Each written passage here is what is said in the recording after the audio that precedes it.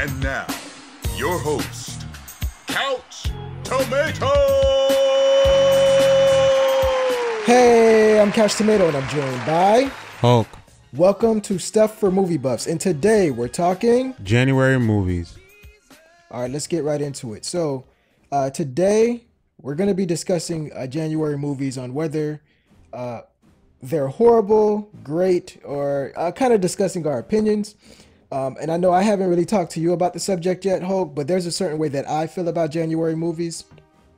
And I want to think that everybody else feels the same, but I'm anxious to hear your thoughts.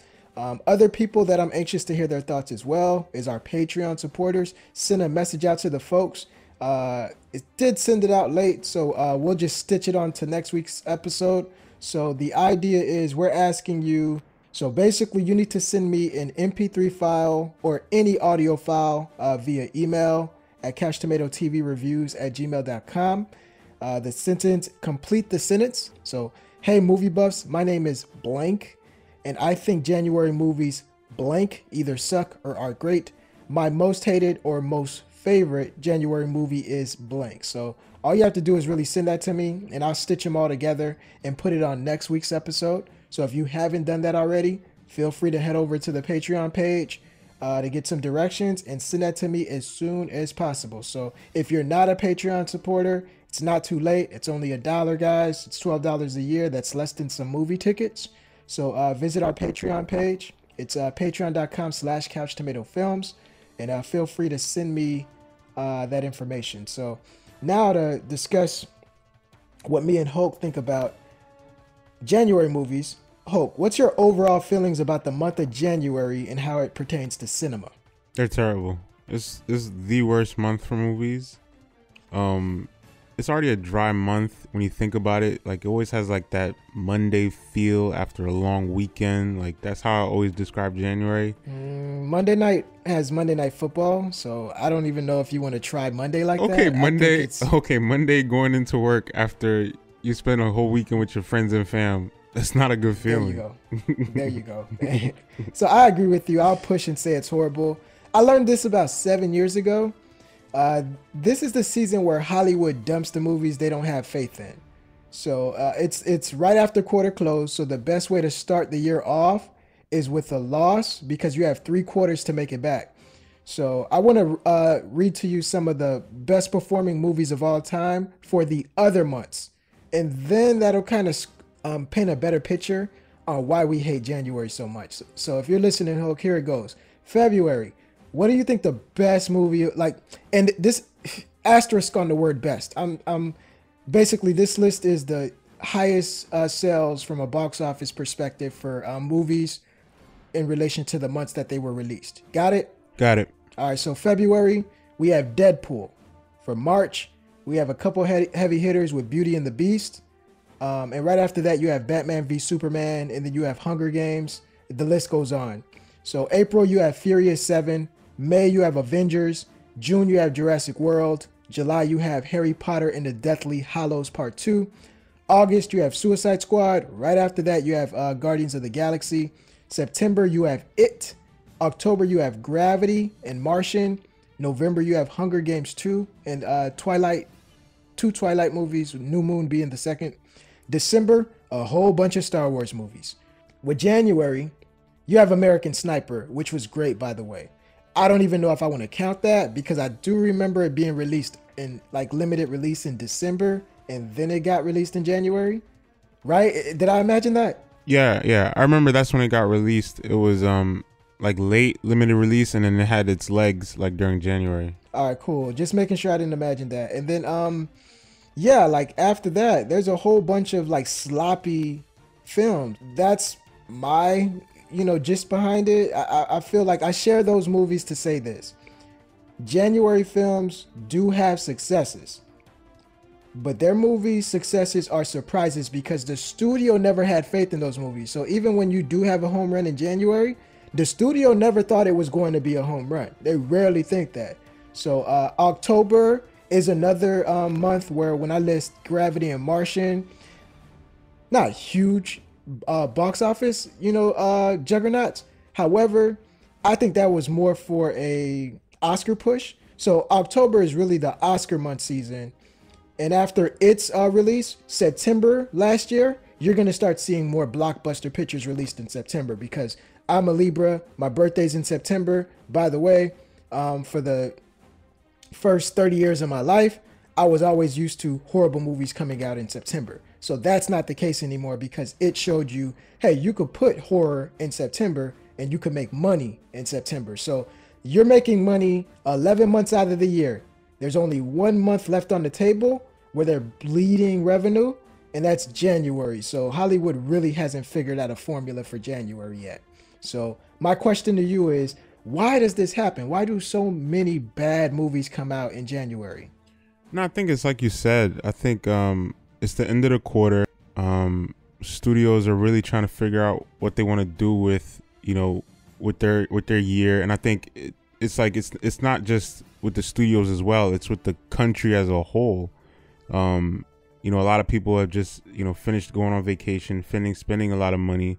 They're not going to be as enthusiastic to go spend another $20-$30 bucks on their family on the movies. You know what I'm saying? So they want to take their time as far as finances is concerned. A lot of and it's like business as a whole is just trying to regroup itself. So a lot of studios are not going to really go on a big marketing push, especially when December just ended, with a lot of their big movies like Star Wars and other family friendly shows and stuff. So let me ask you this, because this is one thing I learned in the corporate world.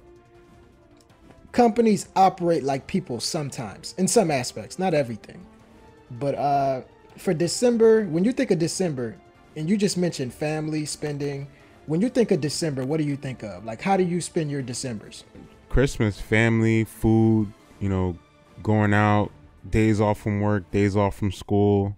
That's how I always think about it. Everybody's like that, even executives, even Hollywood executives.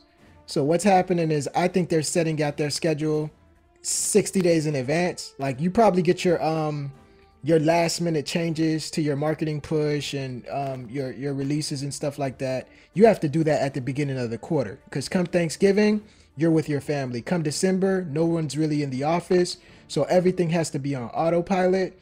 And I really think that's January gets the short end of the stick because nobody's in the office. So they put out the easiest schedule they could possibly put out, and they're not really able to kind of adjust to market research. And another thing I said at the beginning, which is the quarter close thing. That thing is real. Like, I used to work for a company, and we used to have, like, a lot of companies, what they do is you try to make as much money as you possibly can in December. That's why you see Star Wars releasing in December. It helps them out with Q4. So when Q1 comes, you're already projecting a loss. It's like, hey, we have so much, we basically kind of spent so much money in Q4. We have barely anything left. So let's just put whatever we have on the table, and we're going to have a loss for Q1. Unless there's like a surprise, like a Kevin Hart film. However, we're going to project a loss for Q1, but we'll have Q2, Q3, and Q4 to make it up. It's always easier, kind of like with grades in high school. If you mess up the first quarter, you have 3 quarters to, like, okay, turn to help your GPA. Turn F's into C's, C's into B's, B's into A's. So I'd rather mess up at the beginning than at the end, because if you mess up, you're shot if you mess up the fourth quarter, because guess what? You have to stay back. There's no way to make it up. But if you have fun at the beginning, you have 3 quarters to make it up, and you could move on to your next grade. So yeah, like, we're both on the same page on why it happens. But if you remember, Hope, I specifically told you in the past, I remember giving advice to you as well as the audience. If you don't have anything nice to say, honestly, I don't feel like you should say anything at all. So let's dig into this list of the best performing January movies. All right. I didn't really consider American Sniper, but like, if I would consider it, like, yep, take it off the list. Yeah. Don't count it. It had a December release. The only 2 that are looking back that I really liked, the first one would be Split. That was a surprise hit for me, and the twist at the end really got me, and didn't see it yet, so don't damn ruin it. Okay. Wow, Couch, you gotta watch. And that's another thing I do. I actually, January is the time that I catch up on movies that I didn't watch last year because it's like nothing to watch in theaters, by the way. So I'm catching up on everything. I just saw Logan Lucky, loved it. I just, I'm catching up on stuff I didn't really get to see in theaters. So I'm like, wow, like, this is good. So I do that in December, but mainly in January, where I start just like watching stuff that I haven't gotten a chance to watch. Split is on my bucket list, so just don't spoil it for me. But go definitely ahead. Split, and then this is another one not many people liked, but I actually appreciated this movie. I guess because it was like the biblical aspect of it. It's a Book of Eli with Denzel. I thought a lot of people liked it. I put it down too. Yeah, like those are like only two that stood out for me, and then outside of that, it was just like, wow, this really is the worst month. So. And I think some of that is exaggeration. I got a longer list than you, so let me. I got two more movies than you. All right, so I got Kung Fu Panda 3. I actually think that's a solid trilogy. I thought all the Kung Fu Pandas were good films. So I got Kung Fu Panda 3. I didn't see the other two Kung Fu Pandas on there because I remember Kung Fu Panda coming out in the summer, and the sequel, I don't think it came out in January. But I got Cloverfield. Thought that was the first one. I thought it was solid, so I got that for a solid January entry. I got the Book of Eli, so I push and agree with you on that. Also got The First Taken, which I thought was a great film. I think that a lot of people forget that movie's good because the trilogy sucks so much. But the first one, I remember my wife was pregnant at the time with my oldest daughter, and I just remembered after seeing that movie, that's when I made the decision, hey, never let your daughter go out of the country. So I like that. Two other movies I don't necessarily like, but I actually feel that when we look back and January starts releasing good movies, because it's the only month that's not really releasing any blockbusters. Like every other month, I'm not surprised if I see a comic book movie in there, because after Deadpool, now you see Logan being released in February. After Winter Soldier, now you see more movies. Well, after Hunger Games, really, now you see more blockbuster movies getting released in March. April is Marvel time. May is Marvel time. June, July, it's everybody else time. Then after August, you have after Guardians of the Galaxy, now you see comic book movies in August. And throughout the year, because of Star Wars, people aren't scared to put blockbusters in December. So January is the only month you don't see that. And I think when you actually start seeing the studios have more faith in movies, you're going to point back to these two movies. And it's, I don't like Ride Along, but I appreciate it because Hollywood has learned that you can make money any month if you find an audience and you target that audience. Like Kevin Hart has become Mr. January. Like his movies, like people call him box office king, but when you look at his movies, you're like, he's not really breaking any records. For me, it's really remarkable that he's doing the numbers that he's doing with mainly January releases. So that you got to appreciate that. Another thing, same thing goes for Underworld. Like some of their films, like they've become like a January darling. Their films don't do well, but for January, they're kind of like, they kind of run that niche to where it's like, okay, they're making money in January. That's why you see so much sequels getting greenlit for that franchise. And I don't like any of those movies. But I remember I asked myself the question a while back, like, why do they keep making sequels? It's because they keep getting released in January. And for studios, it's a safe bet to put those movies in January. So now let's get into some of the easier stuff. All right. So we're going to talk about some of the worst movies in January. I would imagine your list is longer this time around. Am I correct? Yeah. All right. So if do the honors and share with me some of the worst. All right. These are just a few that I highlighted. Taken 3, which I didn't really like. Are We There Yet? Big Mama's House 2. Got some racism going on. She's All That. Along Came Polly. And then Spice World. Those are like the few that came up. Man, I put Spice World on there, man. I actually wanted to watch that movie when I was younger. I just remember. Wait, why? Man, let me tell you why. Let me explain the story. I didn't have cable, right? So music videos were like gold to me. Like I used to watch Soul Train a lot because they would show clips of music videos sometimes. And I just remember like that thing used to be so exclusive. If YouTube would have been around back then, man, that would have been so awesome. So Spice Girls were big, and I just remember them being big because in 97, 96, 97, 98, what would happen is if you watch Warner Brothers morning cartoons like Men in Black, Jackie Chan, etc., WB would show clips of up and coming artists. And I remember that's how I was introduced to Backstreet Boys, Everybody Rock Your Body. It showed it right after, like, you know, the cartoons in the morning. And it's same thing they did with this group called Cleopatra. It was like Cleopatra coming at you.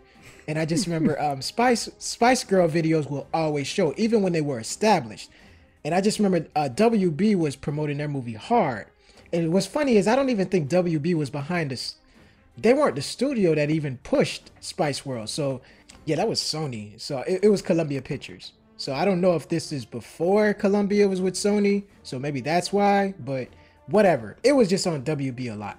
So I really wanted to watch that movie for some reason, and I saw the I got the DVD at the library when it came out, and that was like one of the worst. It's one of the worst movies of all time. Actually, it was just horrible.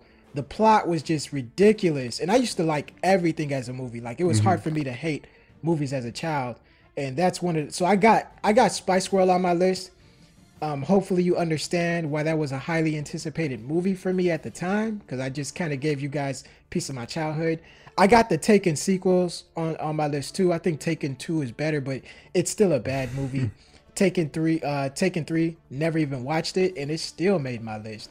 I also want to give some honorable mentions and just kind of read to you guys some of the movies that have come out in the month of this January. So some of them good, some of them bad. By the way, some movies on this list were released in December, and that just kind of shows you how bad January is, because basically December movies are still all-time box office record holders for January because there was nothing out in theaters, so people just kept watching old movies. So American Sniper, December release. Ride Along, You Go Kevin Hart. Kung Fu Panda 3, that was on my list. Cloverfield, that was on my list. Split, that was on Hulk's list. The Revenant, December release. Taken 3, Lone Survivor, Star Wars Special Edition. So that's like a re-release. Ride Along 2, The Devil Inside, The Green Hornet, The Book of Eli, Paul Blart Mall Cop, need I say more? Insidious The Last Key, Gran Torino, Black Hawk Down, Mama, Big Mama's House 2, Along Came Polly, Underworld Evolution, Underworld Awakening, Taken, Zero Dark 30, Contraband, Coach Carter, White Noise, Save the Last Dance, 27 Dresses, Hidden Figures, which had a December release, Hide and Seek, Stomp the Yard. I'm a member of Greekdom myself, and that movie is not a good representation, but it's not a bad movie. Texas Chainsaw 3D, My Bloody Valentine 3D, Bride Wars, Underworld, Rise of the Lycans, The Wedding Ringer, Notorious, Triple X, The Return of Xander Cage, The Unborn, and there's more where that came from. So, yeah, it's just, those are the best movies of all time. A lot of them had December releases, but that gives you an idea of what to expect in January. Like every other month, you could find like a staple of pop culture. Like, oh, okay, Back to the Future was released this month. Okay, Ghostbusters was released this month. Honey, I Shrunk the Kids was released this month. Okay, The Dark Knight was released this month. In January, as much as some of those movies were good, but none of them are like staples of pop culture. You got a Star Wars re-release, which doesn't count, but a lot of these movies are like, nah, you know, so that just kind of shows you what they're playing with. So I basically want to outline another thing. Here are some of the movies hitting theaters this January. What movies are you interested in, Hulk? All right, so you have Insidious, The Last Key. Yeah, I'm interested. Proud Mary. Oh, both. All right, and Paddington 2. It seems like something you would. Nope. No. Wait, which one? Paddington 2. 'Cause I remember you were just. Nah. Remember you were so excited about the first one. So they said the first one was good. I saw it. I didn't really see the appeal, so I'm like, eh. Yeah, I heard the 2, but I was just like, I was never interested, so I was just like, yeah, I didn't really care. Me either. Even if it was good. What about Den of Thieves? Kind of. Like, I like the marketing push by it. Like, I've been following it, like, on Instagram and stuff, so it's getting me kind of interested. Like it looks like it might. I want to see it too. It might be. I might have a hard time paying for it though. That's the thing. Like it might be a decent, B movie I watch on Netflix, but I don't know about going to the theater though. That's the thing. Because remember, I had to put you up on a game about Gerard Butler. Yeah. Exactly. A lot of people mistake him for Russell Crowe. I'm like, that's not the same guy, right? A lot of people think he's Russell Crowe. Like, they look at them as the same. Like, nah, Gerard Butler's been in great movies. He's been in great movies. I'm like, he's been in 300. And even, some people don't think that movie's that great. So it's like, take that off of his resume. I'll give you 300 and tell you, is decent. So take that off his resume. What do you got? And they'd be like, nah, he's done a lot of stuff. Wasn't he in the comic book movies? I'm like, that was Russell Crowe. Wasn't he in Gladiator? I'm like, that was Russell Crowe. I'm like, he's the one that does those, London Is Falling and stuff. And Olympus Has Fallen was decent, but it's not a great movie. Let's not get that part twisted. So, Den of Thieves is something I'm like, I'm going to wait for the Blu-ray or DVD or Netflix release. Another one is Maze Runner: The Death Cure. Nah, I never really paid attention to the series. The first one I thought was decent. I just thought the end was bad. Second one I didn't like. But I'm like, you know what? This is better than some of the other young adult franchises. The third one, they had so much issues with this movie because, the star ended up having an injury on set. Yeah. And that's the reason they had to push this back. They're putting this in January because they know they're not going to make any money for this. Like, they're not really marketing it because they ended up spending all of their marketing budget. Either it was last year or the year before the accident. So they ended up kind of like the same thing that happened with G.I. Joe Retaliation, to where it was like, you end up spending your marketing budget, and then a month before the movie's release, you say, hey, we can't release it. Something's going on. Something's going on. So when you actually do decide to re-release it, or release it, excuse me, you can't get those marketing dollars back. So all you're gonna have to do is use hashtags on Facebook and stuff like that. This movie's not gonna make any money, and I think that's the reason they're putting it in January. They're projecting the loss. So I'm not really interested in seeing any of those movies except maybe Den of Thieves. If Proud Mary's good, it'll be nice, but I'm just not buying it. And Insidious, I'm not big on horror movies, but Insidious Part 1 and 2 I actually liked. Yeah, same here. So I don't know what number is this? Is this what, 4? All right, good. So I missed Part 3, but so if that movie's good, I won't be surprised. So what I'm doing for January, I'm not really going to the theaters. I'm catching up on old movies or documentaries or series on Netflix and stuff.